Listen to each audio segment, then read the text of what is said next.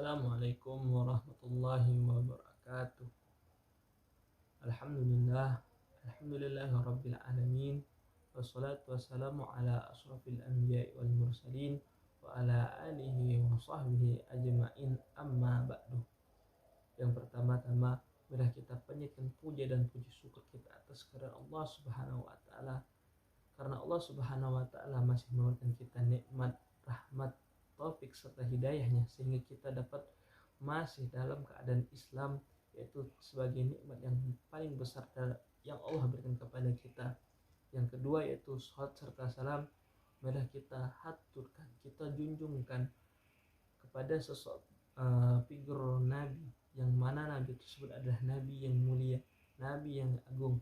Kalau bukan siapa lagi yaitu Nabi Muhammad SAW, yaitu sebagai Nabi yang kelak insya Allah akan memberikan kita semua syafaat. Amin amin ya rabbal alamin. Masyarul hadirin rahimakumullah. Pada kesempatan kali ini saya akan berbagi ilmu yang telah saya dapatkan dari guru saya, yaitu Bapak Ahmad Fadil MPDI.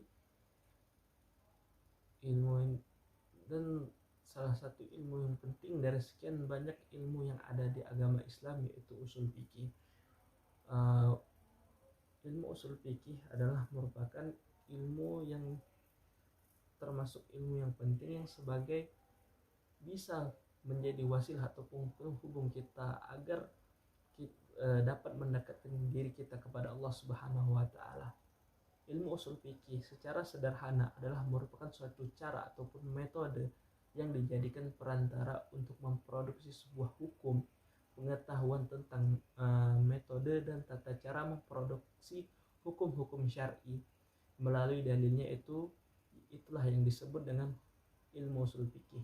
Para mujahid melalui sumber-sumber hukum ataupun dalil syar'i sehingga menghasilkan hukum-hukum wajib. Usul fikih tersebut berisi kaedah-kaedah yang dijadikan sarana untuk menggali hukum-hukum syar'i yang bersumber dari Al-Quran dan Hadis. Dan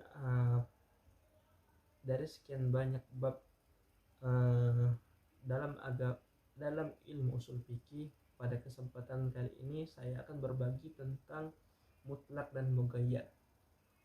Yang pertama yaitu pengertian mutlak.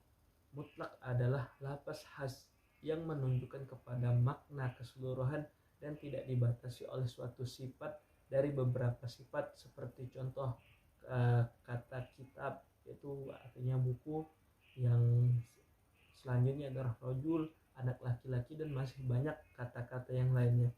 Lafaz-lafaz tersebut merupakan lafaz-lafaz mutlak yang menunjukkan bahwa keseluruhan dalam jenisnya dengan tanpa memperhatikan keumumannya, karena yang dimaksud adalah hakikat tersebut tanpa dibatasi dengan sesuatu yang lainnya. Seperti contoh dalam ayat Al-Quran yang mengandung kata mutlak dalam lafaz tahriru raqabah dalam Quran surat Al-Maidah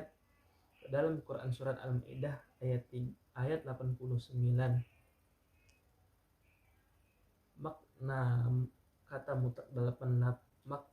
kata mutlak dalam lafaz tahriru raqabah dalam Quran surat Al-Maidah ayat 89 itu yang berarti budak pada ayat tersebut tidak terbatas apakah dia merupakan budak muslim ataupun budak dari orang kafir.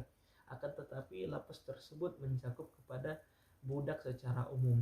Yang kedua yaitu selanjutnya adalah muqayyad. Muqayyad adalah lafaz khas yang menunjukkan kepada makna keseluruhan yang dibatasi dengan suatu sifat dari beberapa sifat, seperti lafaz ya rajulun mu'minun, yaitu orang mukmin laki-laki, kitabun jadidun, buku baru, dan masih banyak kata-kata yang lainnya. Adapun contoh kata dalam Al-Quran yang mengandung lafaz muqayyad yaitu dalam Quran surat Al-Mujadilah ayat 4, yaitu siyamu sahraini mutatabi'aini. Pada ayat tersebut ataupun kata tersebut lafaz muqayyad dibatasi dengan 2 bulan berturut-turut dan sebelumnya bercampur dan istimna istimta, yaitu dengan istri.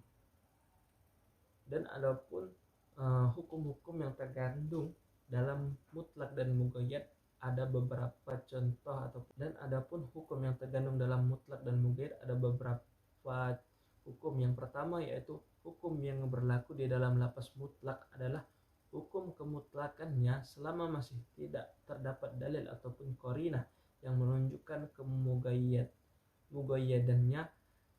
Apabila dalil yang menunjukkan kemuqayyadannya, maka dalil ini memindahkan hukum mutlak ke hukum muqayyad. Contoh adalah lafaz mutlak yang berlaku hukum kemutlakannya pada lafaz raqabah. Dalam ayat tersebut berlaku hukum kemutlakannya terbebas dari setiap batasan yang kemutlakannya harus diberlakukan.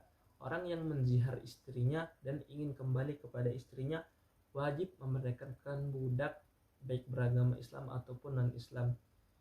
Adapun peralihan hukum mutlak ke muqayyad, yang pertama yaitu apabila hukum dan objek pembahasannya mempunyai makna yang sama. Ahli fikih menyepakati bahwa mutlak berubah muqayyad seperti contoh Quran surat Al-Maidah ayat 3. Contoh firman Allah Subhanahu wa taala dalam Quran surat ayat Al-Maidah ayat 3 yaitu berbunyi, A'udzubillahi minasyaitonirrajim, Bismillahirrahmanirrahim.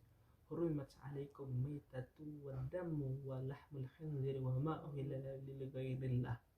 Yang artinya diharamkan bagimu memakan bangkai, darah, daging babi dan daging hewan yang disembelih atas selain nama Allah Subhanahu wa taala.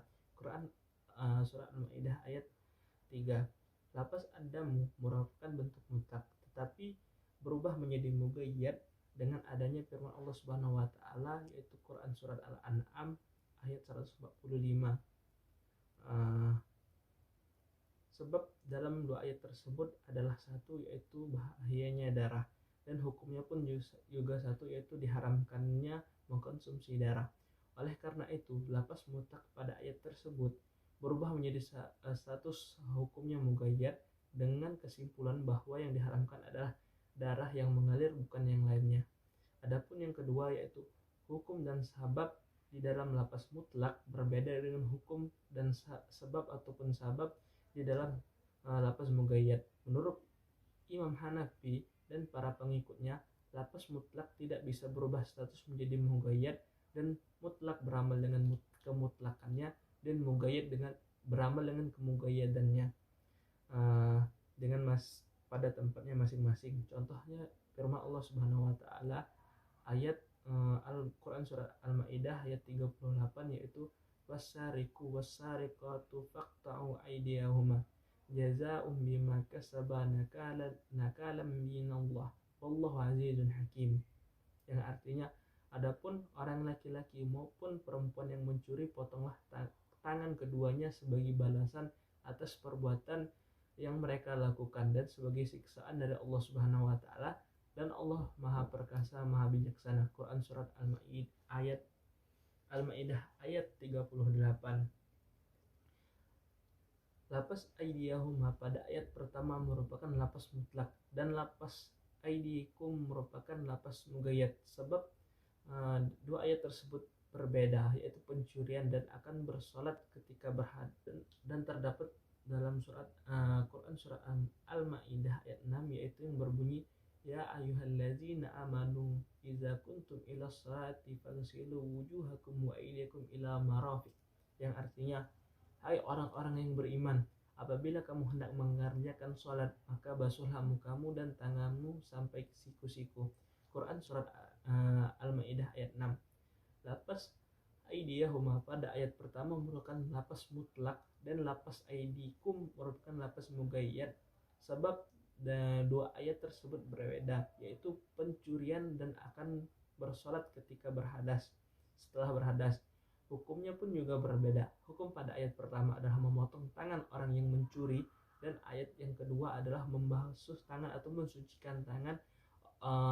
Oleh karena itu mutlak pada keadaan ini tidak bisa berubah status muqayyad karena tidak ada kolerasi ataupun hubungannya sama sekali pada kedua ayat tersebut.